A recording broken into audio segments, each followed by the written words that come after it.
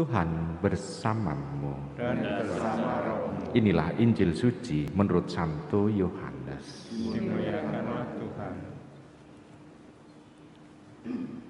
Setelah Yesus menyelesaikan ajarannya tentang roti hidup, banyak dari murid-muridnya berkata, "Perkataan ini keras, siapakah yang sanggup mendengarkannya?" Yesus dalam hatinya tahu bahwa murid-muridnya bersungut-sungut tentang hal itu. Maka berkatalah ia kepada mereka, "Adakah perkataan itu mengguncangkan imanmu? Lalu, bagaimanakah jikalau kamu melihat Anak Manusia naik ke tempat di mana ia sebelumnya berada? Rohlah yang memberikan hidup. Daging sama sekali tidak berguna. Perkataan-perkataan yang kukatakan kepadamu adalah roh dan hidup. Tetapi di antaramu ada yang tidak percaya." Sebab Yesus tahu dari semula siapa yang tidak percaya dan siapa yang akan menyerahkan dia. Lalu ia berkata, "Sebab itu telah kukatakan kepadamu, tidak ada seorang pun dapat datang kepadaku kalau Bapa tidak mengaruniakannya kepadanya." Mulai waktu itu banyak murid Yesus mengundurkan diri dan tidak lagi mengikuti dia. Maka kata Yesus kepada ke-12 muridnya, "Apakah kamu tidak mau pergi juga?" Jawab Simon Petrus kepadanya, "Tuhan, kepada siapakah kami akan pergi? Perkataanmu adalah perkataan hidup yang kekal. Kami telah percaya dan tahu bahwa Engkau adalah yang kudus dari Allah." Demikianlah sabda Tuhan. Terpujilah Kristus. Ibu, Bapak, Saudara terkasih dalam Tuhan, sebetulnya kita bisa melihat dari bacaan ini itu adalah Tuhan Yesus itu mempersilahkan semua orang untuk mengenal Dia. Bahkan Tuhan Yesus mengangkat 12 dari muridnya, diangkat menjadi rasul. Tetapi kita bisa tahu juga bahwa tidak semua murid itu menjadi rasul, tetapi tetap setia. Murid-murid yang perempuan tidak terhitung di sana sebetulnya, tetapi tetap ada di sana murid perempuannya. Nah, yang kita tahu bahwa Tuhan Yesus mempersilahkan mereka untuk mengetahui apa yang dilakukan oleh Tuhan Yesus, sabdanya maupun mujizat-mujizatnya. Lalu itu juga menjadi satu tawaran bagi para murid. Mau percaya atau tidak? Mau tetap setia menjadi pengikut Tuhan atau mau meninggalkan? Tuhan membiarkan keputusan itu pada diri mereka. Jadi kita bisa melihat bahwa keputusan untuk mengikuti Tuhan itu adalah pilihan orang itu juga. Selain panggilan, juga adalah pilihan orang. Kalau Tuhan memanggil tapi orang itu tidak mau mengikutinya, ya Tuhan tidak memaksakan kehendaknya. Ini yang terjadi dalam pilihan Tuhan. Jadi Tuhan tidak pernah memaksakan kehendaknya. Lalu sekarang bagi diri kita seringkali merasa sedih. Kita seringkali merasa kecewa. Kalau ada orang yang tadinya itu betul setia kepada Tuhan, memperlihatkan hidup doanya baik, tapi tiba-tiba meninggalkan Tuhan Yesus. Kita tidak tahu alasannya bagaimana, tapi yang jelas dia meninggalkan Tuhan Yesus. Bagi Tuhan, apakah itu merugikan Tuhan? Tidak. Tuhan tidak rugi. Nah, sekarang bagi gereja, apakah gereja juga rugi? Mungkin saya dan Romotri sepakat, kalau ada orang yang meninggalkan gereja, berarti paling tidak pada saat komuni itu berkurang 1 orang. Rada irit komuni. Kalau orang itu mungkin sakit, mungkin juga tidak akan diminyak suci, berarti mengurangi pekerjaan kami. Baik, ini guyonan. Tetapi bagi diri kita, Bapak, hanya orang yang percaya itu yang akan mengalami keselamatan. Bacaan kemarin kita juga mendengarkan di sana semakin jelas Bahwa barang siapa tidak makan tubuhku dan minum darahku, dia tidak akan mengalami keselamatan kekal. Dia tidak akan mengalami hidup.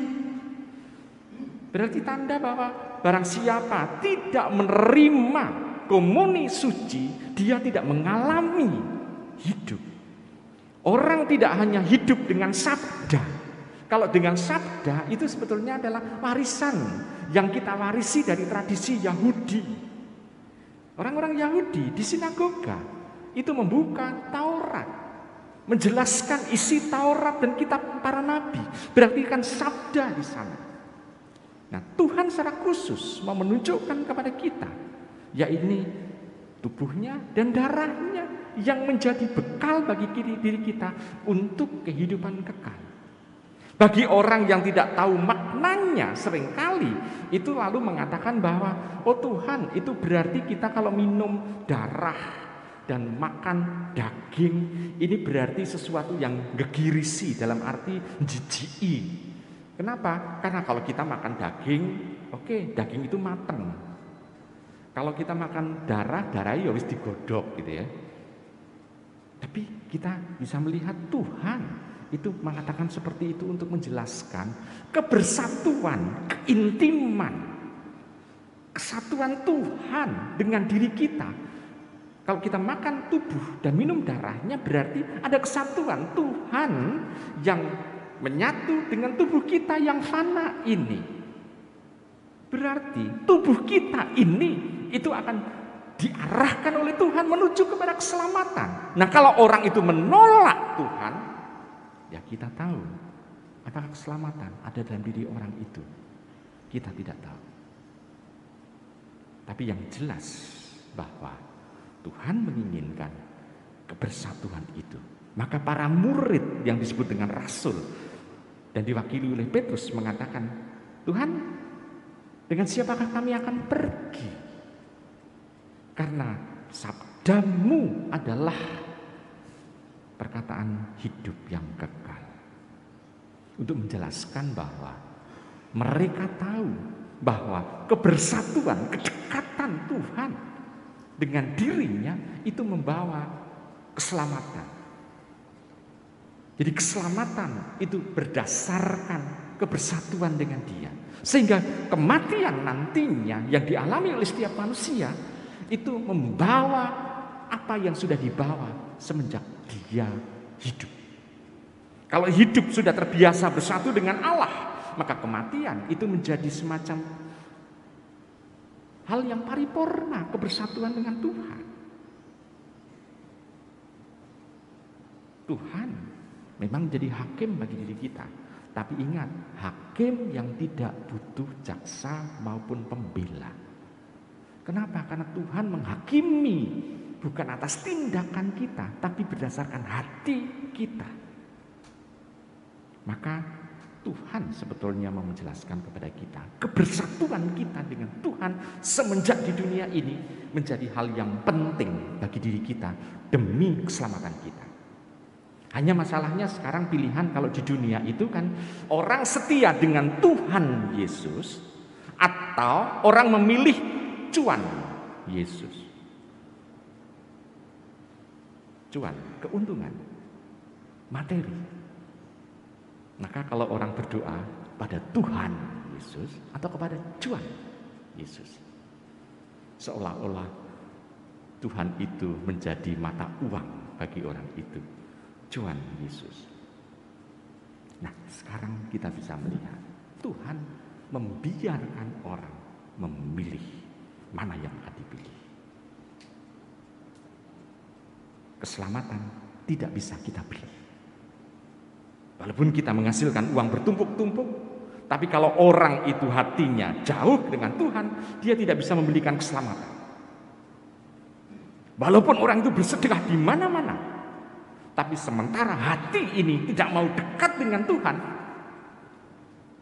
apakah bisa menggapai keselamatan?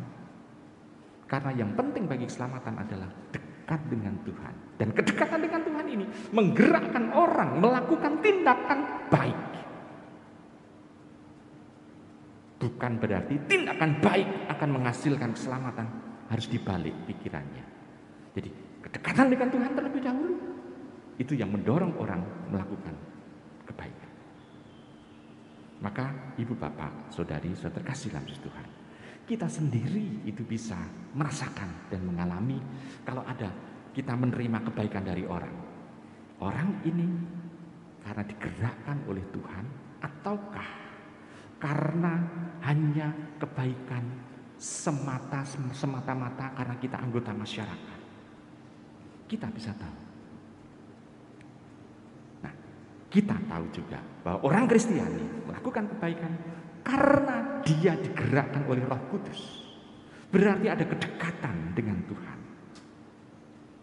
Maka kalau ada orang justru dia orang Kristiani tapi melakukan yang tidak baik, maka kita bisa melihat dia lebih dekat dengan siapa? Tuhan atau musuh atau yang memusuhi Tuhan. Maka kita bisa isanya itu merasakan dan mengalami itu. Nah, saya percaya bahwa kita semua digerakkan oleh Tuhan untuk melakukan kebaikan karena kita mempunyai prinsip yang sama yang dimiliki oleh Simon Petrus sebagai wakil rasul itu, yang mengatakan bahwa kami tidak bisa hidup tanpa Tuhan, karena perkataan Tuhan sungguh adalah perkataan hidup kekal. Kita percaya dan kita tahu bahwa Tuhan adalah yang kudus dari Bapa.